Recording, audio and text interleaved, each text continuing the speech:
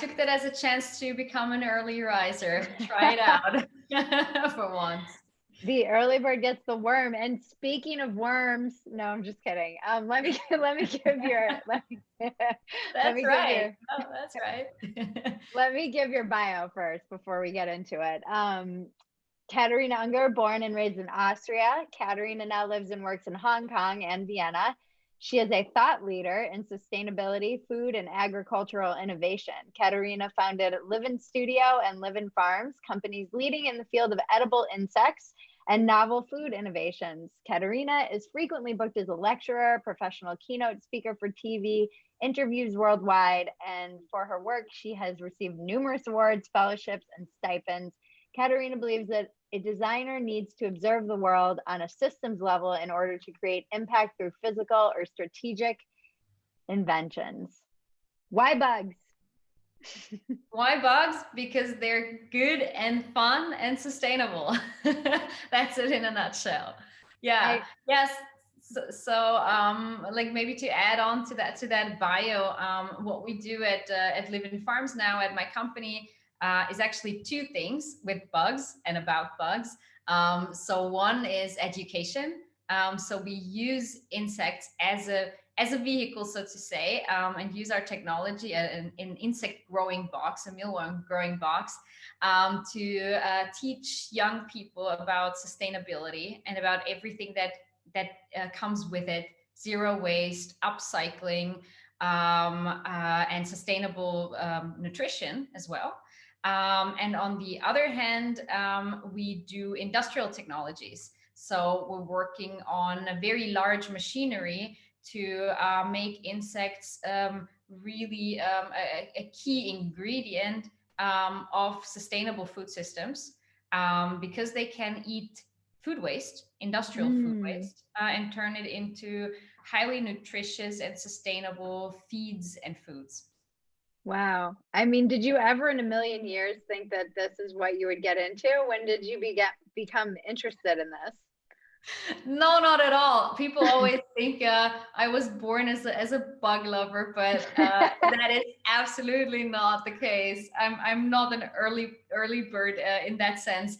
No, I come from the background of industrial design, of product development. I developed many different kinds of products, and when I moved to Asia, to Hong Kong, that's the moment when I realized I really don't want to contribute making stuff that ultimately lands in landfill. But I wanted to work on something that really sustainably carry us into the future and fixes some large issues of the world. Wow. Are you aware of the fact that you're part of a global conspiracy theory? Have you heard this? No, can you tell me? Oh, it's always the joke is like they want us to eat bugs and live in pods. This is like All right. Yeah. the kind of like there's a whole rabbit hole you can go down. And so I was laughing about it. And then when I was looking at all of this stuff, it's just fascinating to me because I was thinking about things that we eat that we just take for granted, like sushi. I'll eat uni and not even think twice Yes. about it. Yeah. And I'm like, oh, bugs, weird. But I had to learn to like uni, Yes. Yeah. No, totally. It's actually quite like if you're, of course, like if you're in depth in that topic, then it's actually quite funny that people would get upset about other people suggesting to eat bugs, or to put it in the food chain, because they've been there all along the way. It's not like they're not there. Actually, there's a study I'm often quoting, which is that every one of us eats half a kilogram of insects every year, without knowing, and that's not when you ride your bicycle with an open mouth or sleep with an open mouth or do anything like that, but it's in your food already. So really what we're doing is just something to really push the natural way. Insects are a key ingredient in almost any animal on the planet. And they can have very, very favorable effects on animals' health and on people's health. And that's really what we're looking for. In view of the food system, it has such a huge impact, because we spend so much resources on producing feeds for animals, producing growing crops just to feed animals. 30% of the world's feed of the world's crops grown goes into animal production. And fish meal is a key ingredient in animals' diets around the world. And we need 5 tons of ocean fish to get 1 ton of fish meal. So with every ton of fish meal that we can replace with insect meal, for example, we effectively save 5 tons of fish in the ocean. And that's major, looking at the overfishing and the depletion of the oceans that is happening right now. Mm-hmm. Yeah, there's so much, because I was thinking a lot about this and just researching all of this stuff. What's interesting to me is that I was reading one of the interviews you did, and it said that sustainability generally sells more in Europe. People are more on board with that kind of, oh, this is sustainable, let's get on board with this. What is it in America that you find that is more convincing to people? Just because you said there was already quite a large group of Americans who are kind of at this because regulations aren't, it's not considered a novel food or like it is in Europe. So regulations just aren't as strict yet. Right. I think just since we're doing two very different kinds of business, I would say like what we do on the education end is really awareness building and giving tools to young people to understand what it is all about. We have this mealworm growing kit called the Hive Explorer and the hiveexplorer.com. We have all our teaching materials as well, which Chistina from our Hong Kong office will have a talk about later on. And on the industrial side, we really try to look into, how can we affect businesses on a day-to-day basis in a positive manner. And in generally speaking, if you look at Europe as compared to the US, I would say that Europeans rely more or also push more proactively the governments and the system as a whole to do something.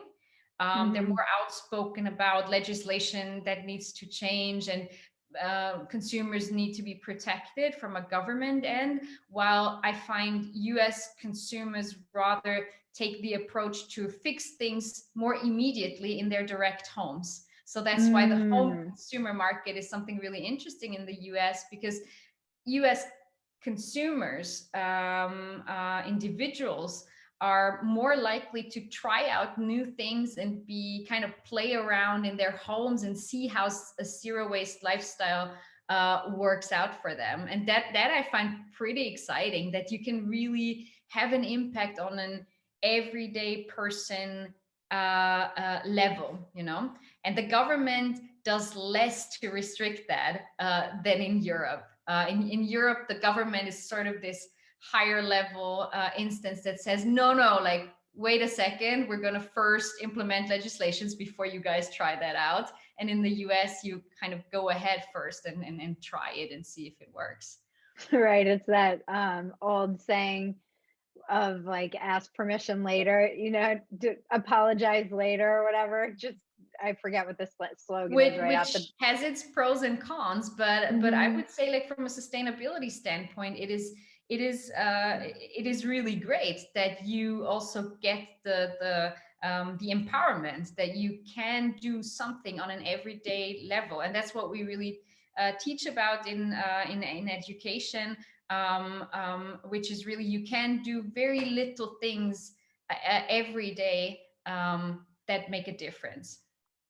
Yeah, I think that's the hardest thing. I find myself inspired by this because it's something I really wanted to believe in my 20s. And then as I've got older, I feel like I've become more jaded or cynical or whatever the problem might be. where I remember, I feel like I had this interaction with my super old hippie aunt. I have many aunts. And she had her like recycling, and I was like, "Where's your recycling?" And she was like, "Oh, I'm too old to believe in that." And it was so striking to me because this woman is the biggest hippie of all of my aunts, the most sustainable living West Coast. And to have her say something like, "Oh, I'm too old to believe in that," I was like, "This is the most depressing thing I've ever heard." And I think that somewhere along the way, that message gets lost. Kind of like we were talking at the beginning of the session, like the idea that creativity gets beaten kind of out of you as a youngster, and you have to just follow this path.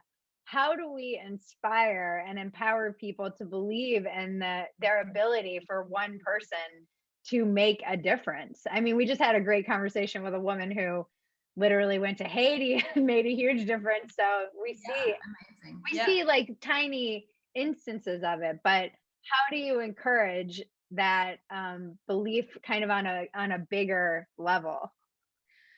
I think giving people and companies in our people and companies in our case, really the tools to also see the results for themselves. So if someone can turn their food waste in their home into something like insects, like mealworms that they can then use to, be it feeding their backyard chickens, or feeding Mm, their pets, or maybe being brave and cooking up some dish on their own, then that is a very impactful thing, because they literally, like, they can see and feel and taste the result of what they did and the effect of it. And that's a very powerful thing. We do that on company level with our B2B technologies, with showing companies how much more sustainable they can be, while making more profit as well on their industry food waste, and turning it into insect proteins instead of it going into biogas digesters. And this is empowerment. And bottom line is that when people are empowered, they do something positive, not only for themselves, but for the planet. I love that. Wow, we could talk for a lot longer and we're running out of time. So what inspires you? Who or what inspires you creatively? What inspires me is many times, well, our customers, of course, our customers, and our team. And I count all of our tiny bugs as part of our team. I have millions of of teammates, and but also our teams in both in Hong Kong and in Austria, that really keep innovating every single day. It's not an easy industry. It combines agriculture with biotech, with technology. And there's many things still to learn and still to discover. And it amazes me how diligent and passionate the team is about really fixing big problems, while looking at worms on an everyday basis. Well, thank you. Are you presenting later this week? We have a presentation later today, actually, Okay. or it's 7 p.m. I think Hong Kong time today. I'm not sure what that equates in US time. But Christina from the Hong Kong office will be talking about the Hive Explorer, our education product. Cool. Well, I'd love to hear more. I'll probably reach out to you about my podcast, and thank you That for was the work you're doing. great. It's Yes. awesome. Good talking to you. You too. Thank you.